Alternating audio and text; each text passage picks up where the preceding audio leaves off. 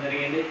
అలాగే నాసిక్లో ఉండేటువంటి కాలరామ టెంపుల్లో దర్శనానికి వెళ్ళినప్పుడు అక్కడ ఉండేటువంటి కొంతమంది మీకు ఆలయ దర్శనం లేదు కాబట్టి మీరు లోపలికి రావడానికి వీలు లేదని అక్కడి నుంచి కూడా పంపించడం జరిగింది. అలాగే పూణేలో ఉండేటువంటి పెద్ద చరిత్రాత్మకమైనటువంటి యూనివర్సిటీ మరాఠ్వాడ యూనివర్సిటీ, దాని పేరు అంబేద్కర్ యూనివర్సిటీగా పేరు మార్చాలని ఉద్యమం జరుగుతున్నటువంటి సమయంలో అటు ఇటు రెండు వైపులో కూడా పేరు పెట్టాలని కొంతమంది, పేరు పెట్టకూడదని కొంతమంది ఆందోళన ఉధృతంగా చేశారు.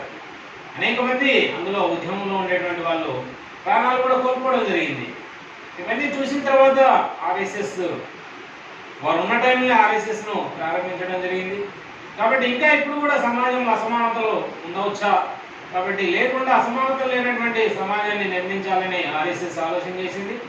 ఆ విధంగా వారి యొక్క మునిమనవన్ని ఇప్పుడు ఏదైతే ఆయన ఆలయ దర్శనం కాలేదో అక్కడ ఉండేటువంటి పూజారులతోటి మాట్లాడి వాళ్ళు ఆ యొక్క మునిమనవడికి స్వాగతం చెప్పి లోపలికి పండరీపురంలో అయితేనేమి అలాగే నాసిక్లో కూడా ఆలయం యొక్క దర్శనం చేయడం జరిగింది. అందరికీ తెలుసు హైదరాబాద్ పక్కన ఉండేటువంటి సింకూరి బాలాజీ టెంపుల్, అక్కడ ఉండేటువంటి సౌందరరాజన్ ఒక హరిజనుడిని తన భుజాల పైన మోసుకుంటూ వెళ్ళి అక్కడ ఉండేటువంటి వెంకటేశ్వర స్వామి యొక్క దర్శనం చేయించారు.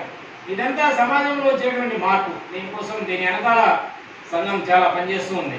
అదే మరాఠ్వాడ యూనివర్సిటీ ఎప్పుడైతే అసలు సంఘం అంటే మేము ఫలాని వాళ్ళ కోసం అనుకున్నాము, సంఘం ఈరోజు ఏంటి ఇంత ప్రయత్నం చేస్తుంది అన్నప్పుడు అటు ఇటు ఉండేటువంటి పెద్దల్ని పిలిచి, లేదు మహనీయుడు అనేకమైనటువంటి అసమానతల కారణంగా సమాజంలో ఉన్నటువంటి కొన్ని లోపాల కారణంగా అతను అనేకమైనటువంటి అవమానాలు ఎదుర్కొన్నాడు. కాబట్టి ఈరోజు అవి లేనటువంటి సమాజాన్ని నిర్మాణం చేద్దామనేటువంటి ఉద్దేశంతో వారు అక్కడ ఆ యూనివర్సిటీ పేరును డాక్టర్ బాబాసాహెబ్ అంబేద్కర్ యూనివర్సిటీగా పేరు మార్చడంలో సంఘం యొక్క పాత్ర చాలా.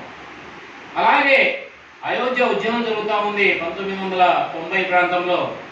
అయితే అదే సమయంలో మహారాష్ట్రలో అంబేద్కర్ యొక్క వారసులని చెప్పుకునేటువంటి కొంతమంది కొన్ని విచ్ఛిన్న శక్తులు అందులో చేరి ఆ యొక్క ఉద్యమాన్ని దారి తప్పించేటువంటి సమయంలో రాష్ట్రీయ స్వయం సేవక సంఘ్ కార్యకర్త అయినటువంటి రమేష్ పతాంగే ఆయన మహారాష్ట్రలో జన్మించారు. ఆయన సంఘానికి పిలిచేటప్పుడు కూడా సంఘం మమ్మల్ని రానియదు కదా అని దూరం ఉండేవాడు. ఒకరోజు ఒక సంచాలక గారింటికి తీసుకెళ్ళినప్పుడు నేను మీ ఇంటికి రావచ్చా, లేదా నువ్వు రావచ్చు మాతో పాటు ఉండొచ్చు అని కలపడం కారణంగా అందరినీ కలుపుకొని పోవడం కారణంగా రమేష్ పతంగరే అంబేద్కర్ యొక్క ఉద్యమాన్ని, అంబేద్కర్ యొక్క ఆశయాలు నెరవేర్చడం కోసము అదే సమయంలో వారికి వ్యతిరేకంగా మహారాష్ట్ర మొత్తం కూడా రథయాత్ర చేసి విజయం సాధించారు. కాబట్టి మనం ఆయన ఒక వర్గానికి చెందినటువంటి నాయకుడు అనుకోకూడదు.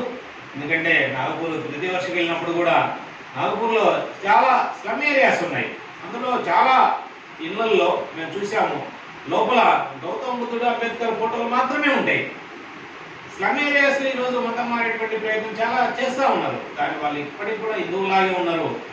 అయితే చిట్ట చివరిలో అంబేద్కర్ బౌద్ధాన్ని స్వీకరించారు కాబట్టి ఆ యొక్క బౌద్ధుడిని వాళ్ళు దేవుడిగా చూసుకుంటూ అంబేద్కర్ ఫోటోలు వాళ్ళ ఇంట్లో ఉండడం కూడా దీని మొత్తానికి కూడా కారణం మనం రాష్ట్రీయ స్వయం సేవక సంఘ్ కారణంగా ఈ మార్పు వచ్చింది. ఇంకా కొంత మార్పు ఉంది, దాన్ని ఇంకా కొన్ని అసమానతలు ఉన్నాయి, వాటిని రూపుమాపేటువంటి ప్రయత్నం చేద్దాం. ఈ సందర్భంగా వారిని స్మరించుకుంటూ వారి యొక్క ఆశయాలను ముందుకు తీసుకెళ్దాం. జోహార్ బాబాసాహెబ్ అంబేద్కర్.